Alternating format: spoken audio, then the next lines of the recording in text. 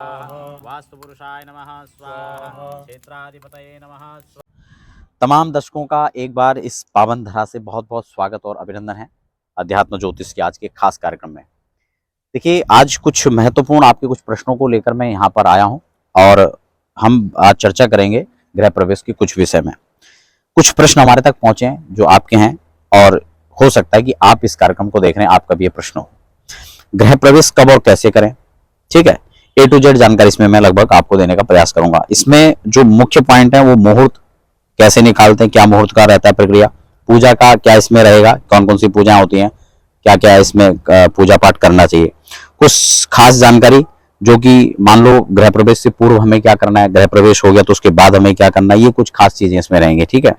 और वास्तु पूजा अगर हम लोग कर रहे हैं और गृह निर्माण से पहले या कुछ मुहूर्तों में अगर किसी प्रकार की कोई कमी अगर रह गई है तो फिर हम क्या देख सकते हैं, क्या हम उसके लिए कर सकते हैं, और वास्तु का किसी प्रकार का दोष है तो उसके लिए भी हम क्या कर सकते हैं, ये तमाम हम इस कार्यक्रम में इस बिंदुओं को रखेंगे। तो क्रम से हम लोग इस पर चर्चा करेंगे। और इसमें जो खास बात ये है कि आपका जो भी चीज़ें पूर्वदर छूट चुकी हैं, क्योंकि उससे वो काफ़ी बार प्रश्न रहते हैं लोगों के कि पूर्व में कुछ गलतियां रह गई है तो उसका क्या समाधान हो सकता है, ठीक है। फटाफट चर्चा को शुरू करेंगे। नए दर्शक हैं तो चैनल को सब्सक्राइब जरूर कर लीजिए। अगर आप मुझे फेसबुक पर देख रहे हैं तो फेसबुक पेज को फॉलो कर लीजिए। यहाँ पर कुछ विशेष चीज़ें मैं आपको बता रहा हूँ, क्योंकि 99% लोग तो लगभग मुहूर्त में हो या फिर अन्य चीज़ों में हो, कहीं ना कहीं 19-20 गलतियाँ कर ही देते हैं। लेकिन क्या प्रयास हमारे लिए होना चाहिए, सबसे पहले तो हम अगर मुहूर्त की बात कर लेते हैं, हम लोग मुहूर्त को समझते हैं कि कोई भी डेट हम जो क्योंकि सोशल मीडिया का दौर है, हम लोग इंटरनेट का दौर है, तो हम कहीं ना कहीं उसको ढूंढने का प्रयास करते हैं। तो जो भी डेट है, सबसे पहले तो 12 महीने में गृह प्रवेश हो, गृह निर्माण हो, उसको लेकर मैं पूर्व में चर्चा कर चुका हूँ। और केवल महीने के हिसाब से नहीं है, उसमें दिन, तिथि, वार, नक्षत्र और खासकर लग्न, क्योंकि सर्वे दोषा विनिश्चन्ति लग्न शुद्धि यथा भवेत। अगर लग्न शोधन हम उस टाइम का पर्टिकुलर कर लेते हैं तो कई दोषों का परिमार्जन वैसे भी हो जाता है। तो इसलिए मुहूर्त का मतलब होता है एक 2 घटी का एक खास समय, यानी 24 घटी का एक 24 मिनट का एक घटी होता है और 48 घटी यानी 2 घटी का 48 मिनट का एक मुहूर्त हो जाता है। तो मुहूर्त में हमें जो डे की अगर हम बात करते हैं तो हमें संडे को छोड़ देना है, केवल रविवार और मंगलवार का खासकर इसमें त्याज्य माना जाता है। तिथियों की बात करें तो रिक्ता का खासकर और अमावस्या 2 दिन ऐसे जो हमें अवॉइड करना चाहिए। कई लोग संक्रांति पूर्णमासी को लेकर प्रश्न करते हैं, तो वो यहाँ पर ग्राह्य है, उसमें कोई दिक्कत नहीं है, ठीक है ना। अच्छा, तो ये संक्रांति का हो गया, पूर्णिमा का इसमें चलेगा। केवल अमावस्या और रिक्ता तिथि, रिक्ता में आप जानते हैं कि आपका चतुर्थी हो गया, नवमी हो गया, आपका 14 हो गया, तो ये तिथियां इसमें जो रिक्ता वाली हैं ये इसमें त्याज्य होंगे। बार मैंने आपको बता दिया। नक्षत्रों में जो मृदु संज्ञक नक्षत्र हैं, जैसे उत्तरा फाल्गुनी हो गया, उत्तरा भाद्रपद हो गया, मैत्र संज्ञक नक्षत्र, इस प्रकार जो आते हैं ये इसमें ग्राही हैं, जो खास अच्छे हैं। और बाकी कुछ नक्षत्रों को छोड़ दिया जाए तो लगभग अन्य नक्षत्रों को इसमें ग्राही कर लिया जाता है। तो ये तो उत्तम मुहूर्त की बात आती है। इसमें सिर्फ मुहूर्त ये नहीं कि हमने कोई डेट सर्च कर लिया और हमें डेट को लगा ये डेट अच्छा है, तो नहीं, वो आपकी राशि के अनुकूल होना चाहिए। आपकी राशि से 4, 8 और 12वें में खासकर गोचर के चंद्रमा नहीं होने चाहिए, ये आपको खासकर ध्यान रखना है, क्योंकि वो कहीं ना कहीं लॉस का कारण, दुख का कारण, समस्याओं का कारण बनता है। और कई बार तो काम हम शुरू करते हैं तो उस पर डिले बहुत होता है। मान लो गृह निर्माण की हम बात कर रहे हैं तो उसमें ये प्रॉब्लम्स धीरे धीरे आगे फेस करनी पड़ती है। तो ये चीजें यहाँ पर आपको ध्यान में रखने की है। तो ये उत्तम मुहूर्त हो गया। अब उत्तम सामग्री यहाँ पर दूसरी है, उत्तम पूजा कैसे होगी, उसके लिए उत्तम सामग्री। अच्छा, हम और चीजों में देखते हैं, हमें पेंट लगाना है, हम सोचते हैं कि अच्छी क्वालिटी का पेंट लगाएं, हमें फर्नीचर करना है या अंदर का जो इंटीरियर हम करवाते हैं वो महंगा से महंगा हम लोग करवाते हैं। लेकिन क्या हम इस पर सोचते हैं कि हमें जो हमारा मुख्य जो पूजा का विषय है उसको हम लोग सोचते हैं इसको हल्के में ले लेते हैं। तो उसके लिए भी आपको उत्तम ब्राह्मण की व्यवस्था, उत्तम सामग्री की व्यवस्था करनी चाहिए और उसके हिसाब से आप कार्यक्रम कर सकते हैं। आपने देखा होगा हमारे जितने कार्यक्रम रहते हैं उसमें आपने सारा देखा होगा, हमारा जो सेटअप होगा हम उसको खुद लेके आते हैं, क्योंकि इतना सब सामान अगर आपसे मंगाएंगे तो वो आपको बहुत महंगा भी पड़ता है और फिर वो सामान आप रख भी नहीं सकते। इसलिए हमारा प्रयास रहता है कि हम अपना जो पूरा सेटअप होता है, आपने देखा होगा कई बार हमारे कार्यक्रम में, वो हम सब खुद लेके जाते हैं। उसमें जो पूजन की सामग्रियां हैं, कलश की बात करें या बर्तनों की बात करें तो वो, या चौकियां हैं, तो वो सभी चीज़ें उसमें हम लोग रखते हैं अपने पास में। तो ये उत्तम सामग्री, उत्तम पूजन, उत्तम मुहूर्त, ये आपको रखना है। अगर हम प्रवेश करने से पहले हमें क्या क्या सावधानियां यहाँ पर रखनी है, क्या क्या हमें काम करना है। सबसे पहले तो इसमें हमें घर का पूरा सिंचन करना चाहिए एक बार, क्योंकि यहाँ पर कई प्रकार के लोग आए, कई प्रकार की वो एनर्जी आए, तो हमें पूरे उसका जो है एक बार मार्जन करना चाहिए। मार्जन के लिए हमें पंचगव्य का मार्जन एक बार करना चाहिए। और तीर्थों का जल, हम तो खासकर जब ये पूजन करवाते हैं, वास्तु शांति करवाते हैं, तो खुद ये सारे जल लेके जाते हैं, क्योंकि मैं अनेक तीर्थों में जब भ्रमण करता हूँ तो वहाँ से जल लेके जरूर आता हूँ। ये आपको भी खास ध्यान रखना है कि आप भी कहीं तीर्थों में जाते हैं तो आप जल लेकर के जरूर आए। गंगा, यमुना, नर्मदा, छितरा, जितनी भी प्रमुख नदियां हैं, सागर हैं, तो मैं सभी जगह जहाँ जहाँ भ्रमण करता हूँ तो वो चीज़ें लेकर आता हूँ, और उसका मार्जन करना चाहिए घर के अंदर। नहीं है तो गंगा जल तो कम से कम कर ही सकते हैं आप, ठीक है ना। और पीली सरसों का मार्जन, ये गृह प्रवेश से पहले आपको करना है, ये चीज़ें ध्यान रखना है, ठीक है। ये आपने कर लिया। और एक शुद्धि का हवन, 2 चीज़ें कंपलसरी है उसके बाद, ठीक है ना। एक दीपक आप जला लीजिए, बड़ा सा दीपक जो आपका अखंड दीपक जलता रहे। आप उसको सरसों का तेल का भी जला सकते हैं, तिल के तेल का भी जला सकते हैं, और घी का भी जला सकते हैं। इसमें कोई यहाँ पर ज़्यादा दिक्कत वाली बात नहीं, कोई भी आप जला सकते हैं।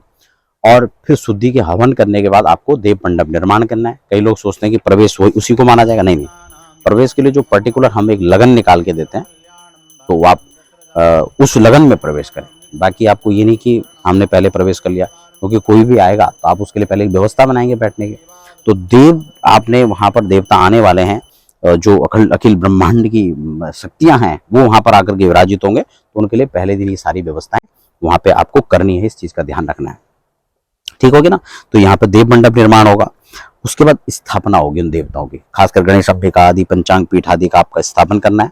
और वरुण आदि पूजन करने के बाद फिर प्रवेश का विधान होता है, ठीक है ना। तो ये ना सोचें कि हमने गृह प्रवेश पहले ही कर लिया, ठीक है ना, क्योंकि वो प्रवेश के लिए खास जो विधि होती है उसको फॉलो करना होता है। उसके लिए फिर हम बाहर आते हैं और फिर से प्रवेश की प्रक्रिया होती है, जिसके हम कुंभ घड़े का। अच्छा, कुछ खास मिस्टेक करते हैं लोग जो देखा देखी में कर लेते हैं। एक तो जैसे हमारे पास कई बार ये प्रश्न आता है कि चूल्हे में पहली बार दूध उबालना है तो दूध को गिराना भी है ठीक है। या फिर चावल से भरे लोटे को मैं देखता हूँ लोग रख लेते हैं, फिर उसको ठोकर मार के जाते हैं। तो ये कुछ देखा देखी के प्रथाएं हैं जिसको हमें अनुसरण नहीं करना चाहिए, ठीक है ना, क्योंकि ये अपशगुन है। अन्न को आप लात मार करके, ठोकर मार करके आप प्रवेश करें, मतलब कैसी परंपरा है। तो ये देखा देखी ना करें, जो शास्त्रीय पद्धति है उसको आप जो है फॉलो करना चाहिए। प्रवेश में क्या क्या सामग्री रहेगी वो मैं आपको बताऊंगा। तो प्रवेश के समय हमें एक चीज का ध्यान रखना चाहिए, ये नहीं कि हाँ जी हमें मिट्टी का घड़ा ही लेके जाना है, नहीं। अगर जो कलश रिस रहा हो, जिसमें छिद्र हो, वो दुख और दारिद्र्य का कारण बनता है। इसलिए कभी भी आपको ऐसे कलश का इस्तेमाल नहीं करना है। इसलिए मैं तो रिकमेंड करूंगा कि आप धातु का कलश उसमें रखें, अष्ट धातु हो, पीतल हो, तांबा हो, उन धातुओं का आप रखें, ठीक है ना। और क्योंकि मिट्टी का इसलिए कहते हैं कि क्योंकि उसके लिए आपको, आप घर की स्टील के पात्र और उनको यूज ना करें, इसलिए एक नया पात्र लाने की एक परंपरा है। तो आप नया एक लोटा ला सकते हैं अगर ऐसा है तो, है ना।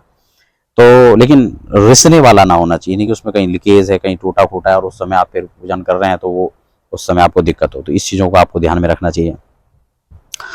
दूसरा, यहाँ पर प्रवेश में क्या क्या चीज़ें लेनी है उसमें मैं आपको थोड़ा सा बता देता हूँ। मैं खासकर 9 चीज़ें नवरत्न करके यहाँ पर मैंने रखा है। एक परात ले लें या पीतल की थाली ले लें, कांसे की थाली ले लें, उसको किसी धान्य से आप भर लें। चावल कुछ नहीं है तो चावल भर लें उसमें, ठीक है ना। चावल टूटे ना हो तो और अच्छा है, और नहीं है तो फिर जैसा भी व्यवस्था है वैसा आप कर सकते हैं, लेकिन साबुत चावल हो तो ज़्यादा अच्छा है। उसमें आप अपना जो है हल्दी की गांठ है, गांठ नहीं है तो हल्दी उसमें थोड़ा रख लें, हल्दी को मंगल सूचक माना जाता है, ठीक है। उसमें आपका गौरी गणेश जी की प्रतिमा होगी, वो भी धातु के रखे, यानी कि मिट्टी के या टेडी बियर उठा के रख लिए, नहीं। शालिग्राम जी हो गए, श्रीयंत्र हो गया, शंख हो गया, तुलसी हो गया। गाय को प्रवेश कराने की परंपरा है, गाय को आगे करना चाहिए। तो गाय सर्वथा हर जगह संभव नहीं है, तो इसलिए चांदी की मूर्ति आप उसमें रख सकते हैं। और किसी कन्या को और देव ब्राह्मणों को, उनको सब साथ में रखें। पुरुष जब प्रवेश करे तो दाहिने पैर से करें, और स्त्री जब पैर प्रवेश करे तो बाएं पैर से प्रवेश करे, ऐसा उसका नियम है ठीक है।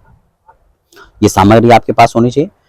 जो सुहागन स्त्री है वो अपने सिर पर जो है कलश को रखे, यहाँ पर पिछले कार्यक्रम में जब मैंने बताया था कि विधवा स्त्री को आगे ना करें, तो कई लोगों ने उसमें थोड़ा सा उनको शायद समझने में एक भूल रहा। मेरा अभिप्राय वहां पे ये था कि आप, कई लोगों ने कहा कि अगर वो विधवा हो जिसका गृह प्रवेश है तो कुतर करने वालों की भी बाढ़ होती है, तो वो किसी कन्या या किसी सधवा स्त्री को आगे करके, किसी कन्या को या ब्राह्मण को, वो जो है कोई भी कन्या है या अपनी बहन है, बेटी है, आप किसी को भी कलश रख के उसमें प्रवेश करवा सकते हैं, ठीक है ना। तो ये वहां पर थोड़ा सा नियम ध्यान में रखना चाहिए। ब्राह्मण हो, ब्राह्मण के पास शंख घंटी है, शास्त्र है, ये सब चीजें वहां उनके पास में उपलब्ध होनी चाहिए। उसके साथ में किसी अच्छे सूक्तों के द्वारा अथर्वशीष आप उसमें पढ़ सकते हैं, 4 वेदों के मंत्रों के साथ में, और एक विधि विधान के साथ में भद्रंग सूत्र के साथ आप प्रवेश कर सकते हैं, ठीक है ना। उसके बाद उस नियम है कैसे उसका कलश परिभ्रमण होगा, फिर किचन का पूजन है, वरुण पूजन है, आपका किचन का है, आपका तिजोरी का पूजन है, बहुत सारी चीजें हैं। तो वो जब ब्राह्मण देवता पूजा पाठ करते हैं, तो अगर वैदिक ब्राह्मण है तो सब उस चीज को फॉलो करते ही हैं, और ध्यान हमें रखना चाहिए सब चीजों का, ठीक है ना।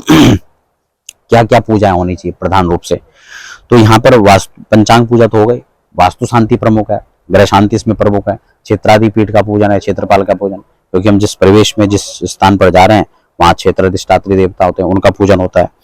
तो ये सारी चीजें हैं। उसके बाद पाठ आदि नवग्रह पूजन इसमें प्रमुख है ही। तो मंत्रों की पाठ की बात है तो आपका गायत्री मंत्र है, निवारण मंत्र है, जो आपका द्वादशाक्षर मंत्र है, पंचाक्षर मंत्र है, ये सारी चीजें इसमें आप जपें। श्री सूक्त है, पुरुष सूक्त है, कनक धारा है, रुद्र सूक्त है, रुद्रिका पाठ है, चंडी पाठ है, ये सारी चीजें लगभग उसमें आप लोगों को करने चाहिए। और संख्या की बात आती है तो अधिक से अधिक फिर आप 3 दिन का करवा रहे हैं, 5 दिन का करवा रहे हैं, 2 दिन का करवा रहे हैं, इस पर डिपेंड करता है। लेकिन एक दिन में तो उतनी सारी सब चीजें हो नहीं पाती, कम से कम 2 दिन तो इसके लिए मेरे हिसाब से आपको चाहिए ही चाहिए। ब्राह्मणों की बात करें तो 7 ब्राह्मण 9 ब्राह्मण तो वो तो बहुत आज के समय में कठिन पड़ जाता है, लेकिन कम से कम ये कि 3 ब्राह्मण हो, नहीं तो 2 तो कम से कम हो, और नहीं तो 1 भी हो तो कम से कम वो सारी व्यवस्थाएं फिर 2 दिन 3 दिन उसमें सब चाहिए होगा। ठीक है ना। तो ये इसका नियम हो गया। पूजन में नांदी श्राद्ध बहुत आवश्यक है ना, पितरों का पूजन आवश्यक है। पुण्यावाचन नांदी श्राद्ध इसको आप जरूर करें।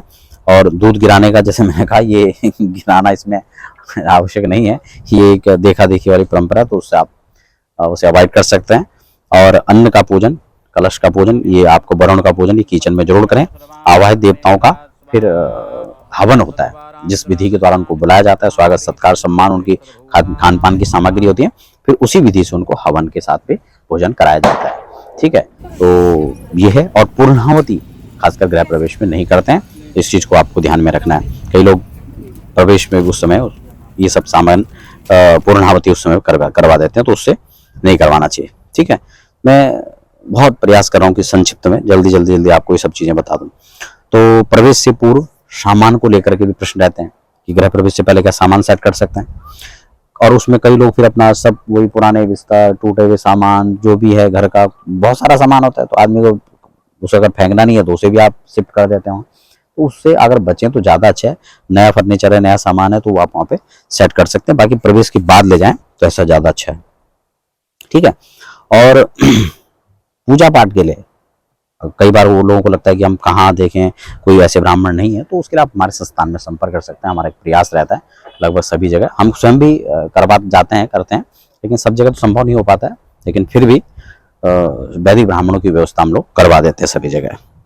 तो सामान को लेकर व्यवस्था है, कितने दिन तक रात्रि में वहाँ पे रहना चाहिए, नियम है। कई लोग कहते हैं कि हवन कर दिया, अब हम इसको जो है छोड़ के हम बाहर जा रहे हैं, विदेश में रह रहे हैं या कहीं और अन्य राज्यों में रह रहे हैं, तो उनके लिए ये है कि कम से कम, वैसे तो नियम ये 1 वर्ष पर्यंत वहाँ पर खाली नहीं छोड़ना चाहिए। ठीक है ना, वर्ष पर्यंत खाली ना छोड़ें।